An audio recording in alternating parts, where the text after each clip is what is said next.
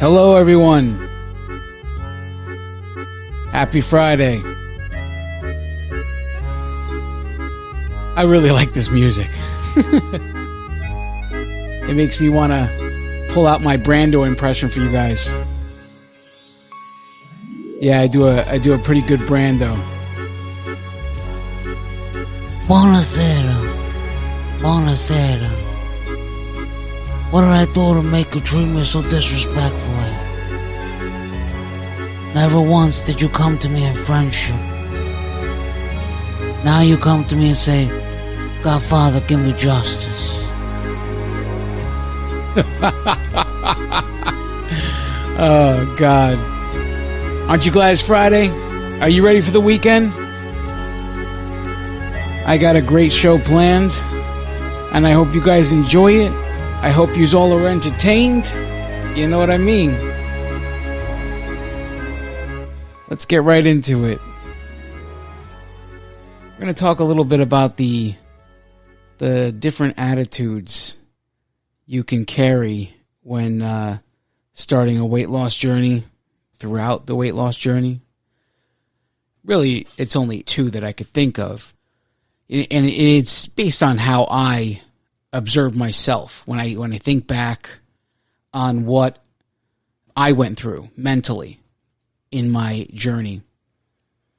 And so like the first, I call them mentalities for a lack of a better term, but I think it's more of an attitude toward the journey, right? And the first one is called I call it the weight loss attitude, right? So now the characteristics of the weight loss attitude would be someone who is results oriented, right? And hasn't really gotten control of their emotions. So the results of the scale definitely can make or break any situation, right? So like for instance, when I first started, I remember, in the beginning it's always great, right? Because all you have to do is switch on the motivation, and that switch goes off in your head. Okay, finally, I'm going to do something, and boom, all of a sudden weight just starts falling off. You make a couple of corrections on food. You want to make a better choice at certain meals of the day, and all of a sudden weight is just starting to fall off. But for everyone, at some point, that weight, it slows down, right? So it's at this point that you're starting to be tested, right? I remember going, and I remember doing everything to the best of my ability, tracking, weighing and measuring, and going into weigh-in on Saturday in the workshop and thinking, okay, it's going to be a great week. I feel great. I did everything right. I went back and looked at my tracker and said, yeah, that was a good day. That was a good day. Did I forget anything? No, I didn't forget anything. And then I'd step on the scale and I'd be up 3 pounds, 4 pounds. And I wanted to flip out. And it would ruin the majority of my Saturday. Let's just to be honest here. It would ruin the majority of my Saturday, and I'd be sitting here dwelling on it, thinking about, what could have caused this? What could have caused this? What did I do wrong? And, as time progressed and I became more mature toward with my attitude toward my journey, it started to switch a little bit. Instead of thinking about what I did wrong, I started to think about what could I change? Is there a change that needs to be made? If so, what is that change and what do I do to change it? Right? And so it was a slow progression, right? And everything comes in time, I guess you could say. And there's also the stupid part of that attitude is if someone is totally out of control at that point when they are angry at the results they received, right? When somebody is at that moment in that moment, they have this mentality, oh, okay, scale's not going to cooperate. I'll get back at the scale. Yeah, right. Because that worked for anybody ever in the history of weight loss. Get back at the scale. The number doesn't go down, so I'm going to eat my way for it to go down. That makes a lot of sense, right? I'm angry with the scale, so I'm going to get back at it and pig out. And I can't tell you that I didn't feel this way when I was in this weight loss mindset.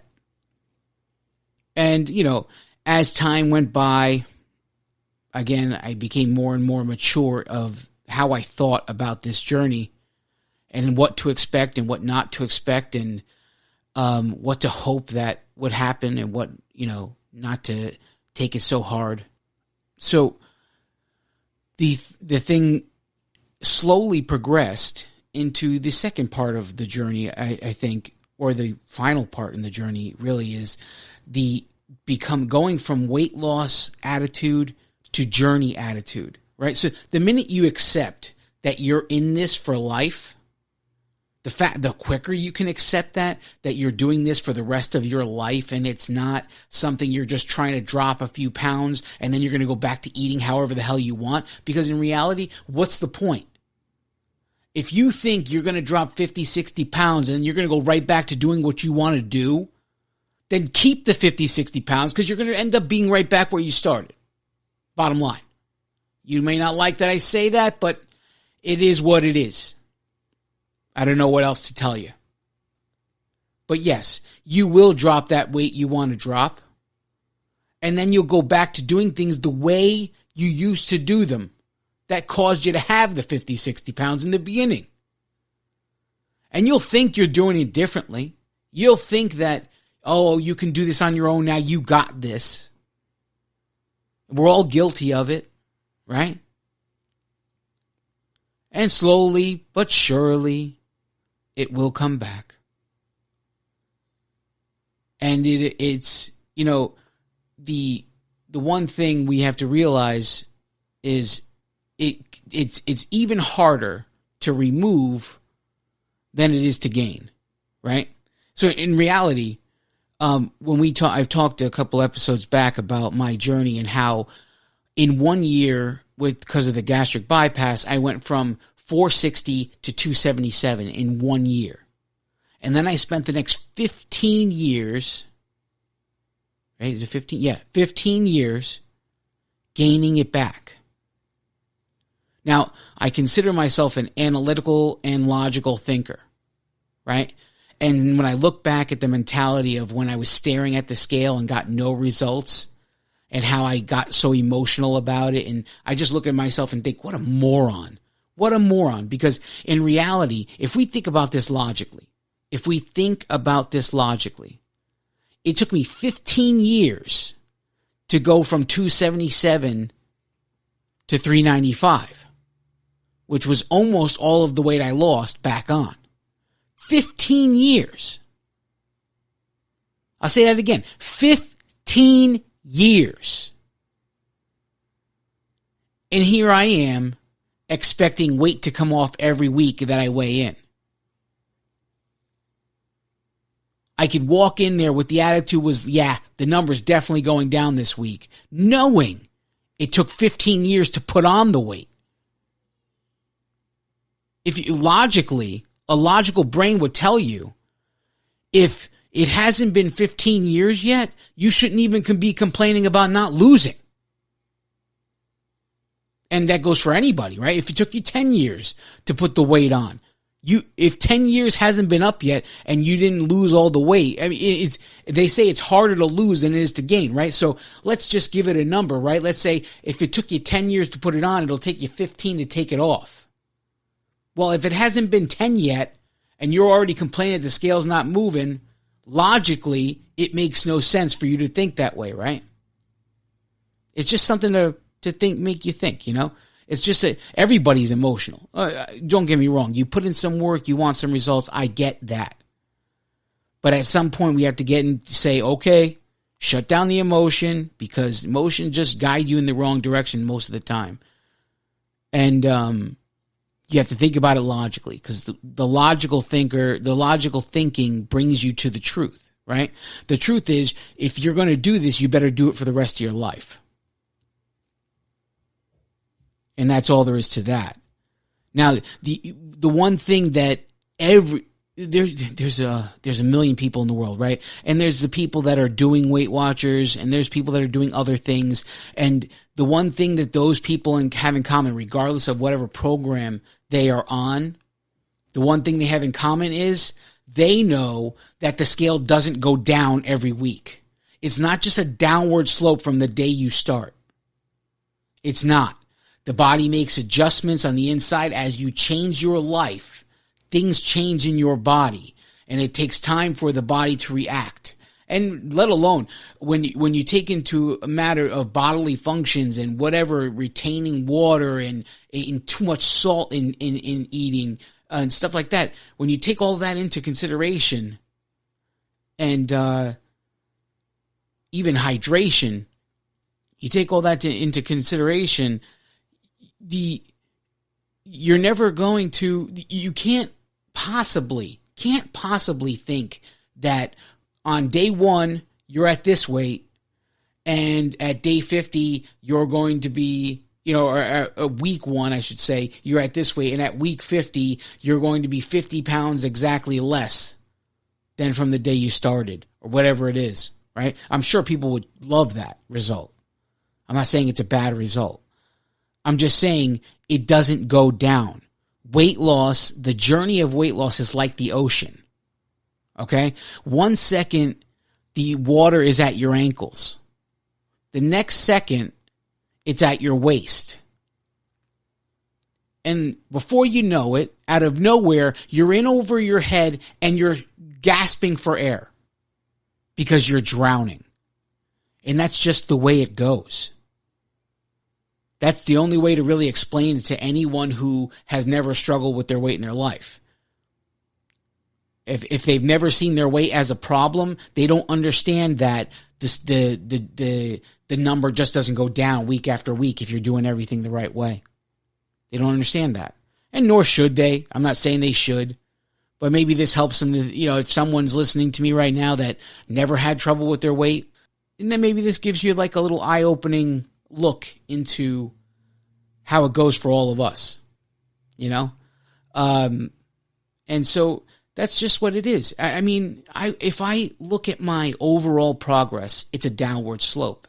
From January 2019 to present, it's a downward slope. But when I start zooming in, when you go in a year, when you go in 6 months, when you go in 3 months, when you go in 1 month, that graph changes drastically, and it looks more like a roller coaster ride than it does a downward slope. But you zoom out from beginning to end, and all of a sudden you see a downward slope. And that's the kind of how we have to reset, when things aren't going our way and the number's not reflecting on the scale. We have to go to that overall number. We have to look at that overall graph, because that's going to be what tells you you're doing the right thing. Just keep going. Stay consistent. Keep moving forward. At all costs, keep moving forward. We're going to take a break. Stick with me. I'll be back after this.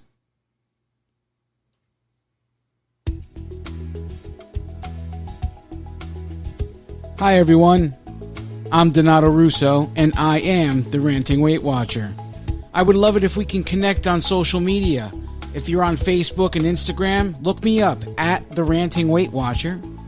If you're on Twitter, at the Ranting WW. If you're already on Weight Watchers and you want to connect in the Connect app, search for at Ranting Weight Watcher. If you'd like to email the show, share your successes, share your failures, share your story in general, send me an email at therantingweightwatcher@gmail.com. Most of all, if you're enjoying the show, please like it, share it, comment, and subscribe. Now, back to the show. And we are back. Thank you so much for sticking with me. So we're going to break into a little bit of positive thinking, because there's nothing worse when you're trying to have a weight loss journey. There's nothing worse than a negative mindset, because literally you're not going to get anywhere. You may start off getting somewhere, but you're not going to end off getting anywhere with a negative mindset, because it's biblical. It says what comes out of the mouth. I forget the scripture, but anyway, you'll have what you speak, something like that. I forget the name of the scripture, but anyway, the idea is, even if you don't believe it, whatever it is, you have to whatever you want to change. You have to talk about it as if it's already changing or changed. You can't keep owning whatever it is that's holding you back. At some point, you have to separate yourself from it. You cannot say stuff like, "Oh, my anxiety issue I've had my entire life." Whatever it is, whatever the problem. See, you can't keep owning it. You can't keep calling it yours and expect it to go away, because it just never will. As long as you own it, you're gonna own it. As long as you say it's yours, you're gonna own it. That's the way it works.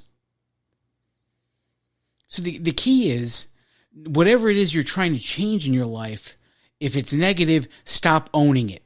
Stop calling it yours.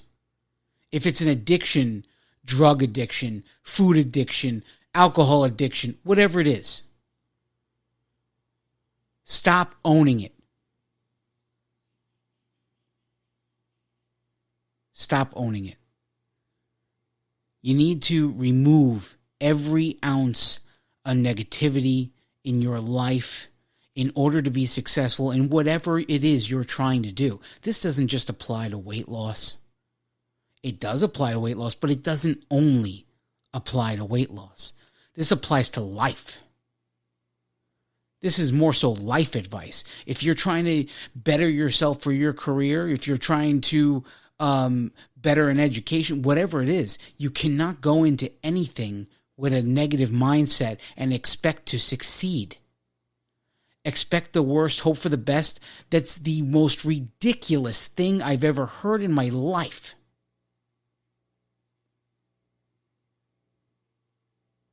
Now, do I run into problems? Of course I run into problems. Every time I try to do something new, I've experimented so many different ways with Weight Watchers. I actually have joked around and called myself the Lord Voldemort of Weight Watchers. Now, because if you've ever read the Harry Potter series, he has gone further than anyone has ever gone into the depths of magic. Well, I have dabbled with the guidelines of Weight Watchers so deeply that people would look at me like I was crazy for doing what I did. But you know what? Some of them were successes and some of them were failures.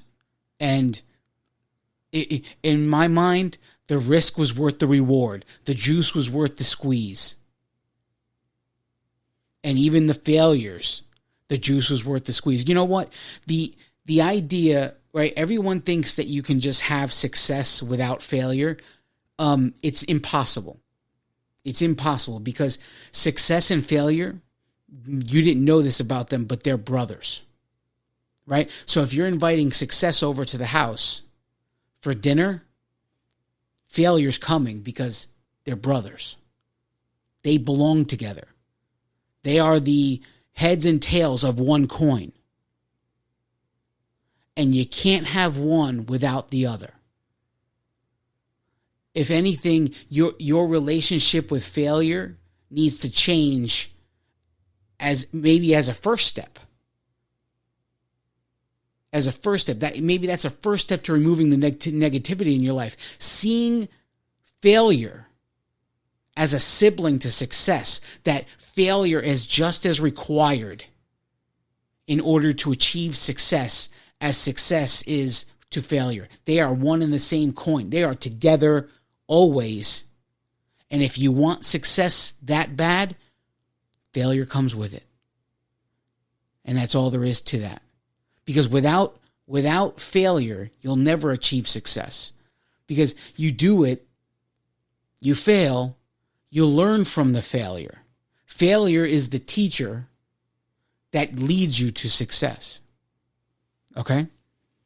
And another thing you have to get rid of in order to get rid of the negativity in your life. Another thing to concentrate on is guilt and shame, right? A lot of the things that someone who's in a weight loss journey deals with is guilt and shame based. Okay? So you'll look at you'll be out with friends and there's just something on the menu you gotta have.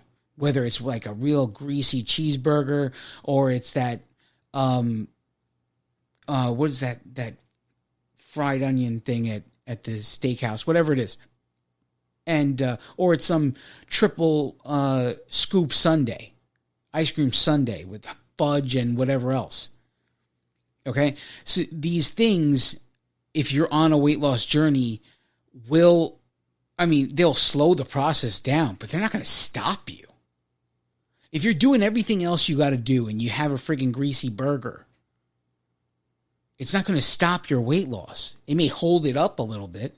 It may slow it down a little bit, but it's not going to stop it. If you keep doing everything else right and one night you go out and you have a burger, one night you decide that you're going to have dessert. Now, and the problem with it is everyone else who's not on the weight loss journey looks at it as something wrong. And the person on the weight loss journey, now I'm saying it, the person on the weight loss journey is looking at the food as a bad food item. And that's part of the problem. In Weight Watchers, there is no limitation as to what you can eat, barring the fact that you might have a food addiction, and then if a food that you eat causes you to make 7 or 8 bad choices after that, then maybe you want to avoid that food item for a little while until you're stronger, until you know you can handle it. But if you don't have any of those problems, then there's really no limit except what you're willing to do, right? Because everything you do creates more work, right? So if you want that greasy burger on a Saturday night, you know that you're going to have to put a little more work in. Because by the end of that week, see, my week starts on a Saturday, so I tend to eat heavy on Saturday night and sometimes on Sunday too. But I bust my ass. I do what I got to do for the entire week. And you know what? Sometimes I eat a little extra salt and I retain a little weight, whatever it is. I retain some water. Or there's nothing you can do on a Saturday that's still going to stick around for the next Saturday's weigh-in. So we're talking about, okay, so if we're eating 3 times a day, 7 days a week, we're talking about 21 meals a week. So you're telling me Saturday night's meal ruined the other 20 meals for the week. That's essentially what you're telling me. Because it's bullshit. It is. If you want to go out and have the burger, have the burger. Track it. Follow all the guidelines of whatever the weight loss plan you're on. Follow them. Do them as I call it condom accuracy. You'll never forget this for the rest of your life. So everyone who's listening to me right now has trusted condoms once in their life. And condoms are 97% effective, right? So that means 3% of the time you're getting pregnant. It's scary for me to say it like that, but that's it. That's all there is to it. 3% of the time somebody's getting pregnant. But you guys use it and you don't think twice. right? So now if you can track, or if you could follow the guidelines of whatever your weight loss program, whether it's Weight Watchers, whether it's keto, whether it's Atkins, whatever it is, whatever your weight loss program is, if you could follow it with the accuracy of a condom, if you can make it so you are 97% accurate, you will find success. There's no doubt about it. You will find success. Now, to change, I want to help you change your mindset today. And I wrote a little poem here, and I called the poem, Who Am I? Okay? So when the question presents itself, the answer to the question is, I am a champion. So when you hear me ask the question, you say the answer. I am a champion. Who am I? I am a champion. So here it is, my poem, Who Am I?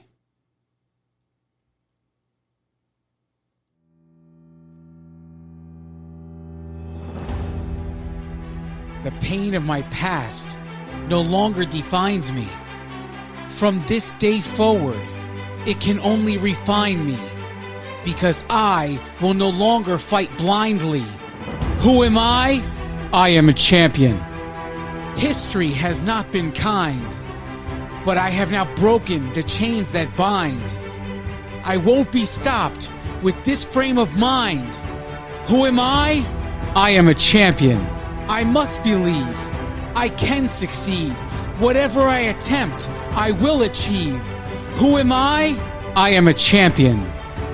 Your hold on my life is now broken.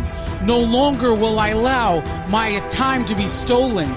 I am the one Almighty God has chosen. Who am I? I am a champion. Victimhood is not my mentality. Defeat no longer my personality. Because I am the author of my reality.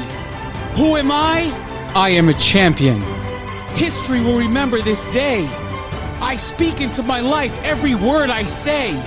With God as my witness, I will go all the way. Who am I? I am a champion. Who am I? I am a champion. Who am I? I am a champion. Who am I? I am a champion. Who am I? I am a champion.